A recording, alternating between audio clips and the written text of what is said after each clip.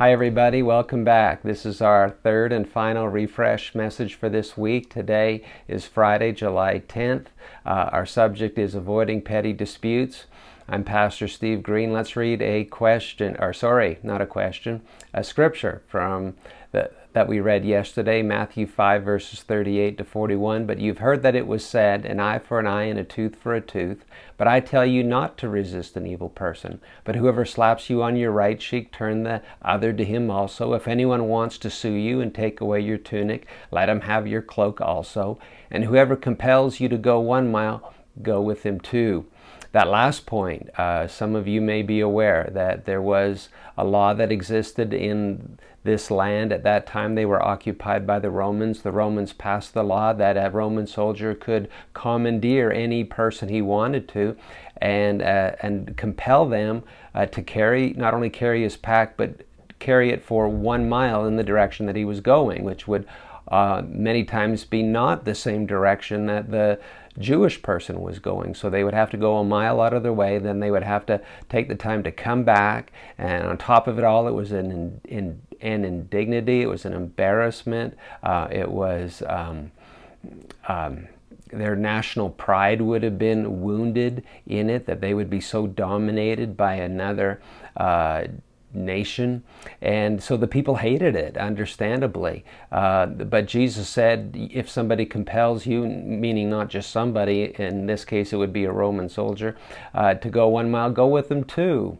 And so in doing so, this switches the control. The control now is in the power of the person who's going 2 miles, because they didn't have to go. This is willingly. They're doing it joyfully, and they're demonstrating something that is uncommon and is unnatural. It's not part of this world.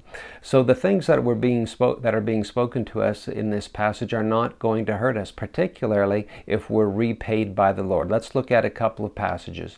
Romans 8 verses 36 to 37. As it is written, for your sake we are killed all the day long. We are accounted as sheep for the slaughter.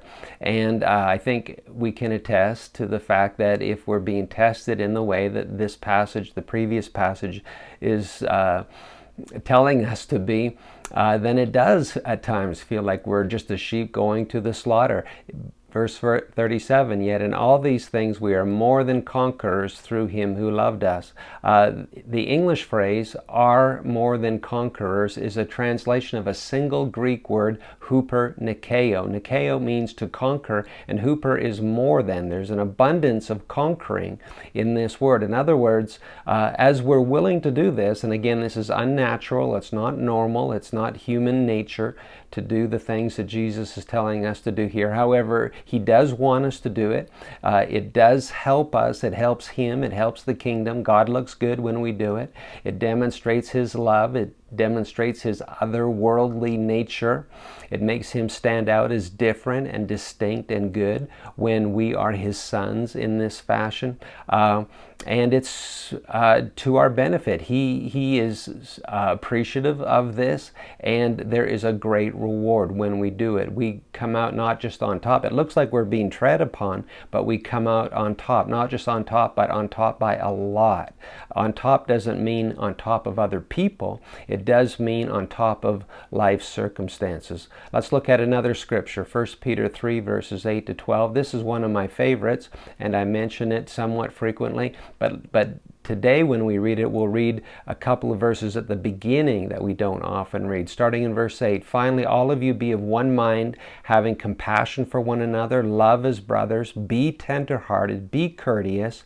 Now verse 9, not returning evil for evil or reviling for reviling, but on the contrary blessing, knowing that you were called to this, that you may inherit a blessing. So we're seeing the same theme here, that when we're willing by faith to step out and just do what God says, don't respond in kind to things that are wrongly done to us, but respond with love, then it's going to work out to our benefit. We're called to this benefit. We're called to have many benefits in life, and we're called to the means by which we experience those benefits. In verse 10, for he that would love life and see good days, this is the part we're familiar with, let him refrain his tongue from evil, his lips from speaking deceit.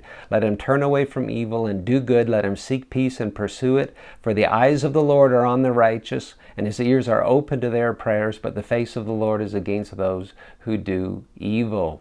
We're persuading you to be a follower of Christ in these things, to be a true son or daughter of God in these things, and to allow his character to shine through you. Bless you very much today. We'll see you tomorrow.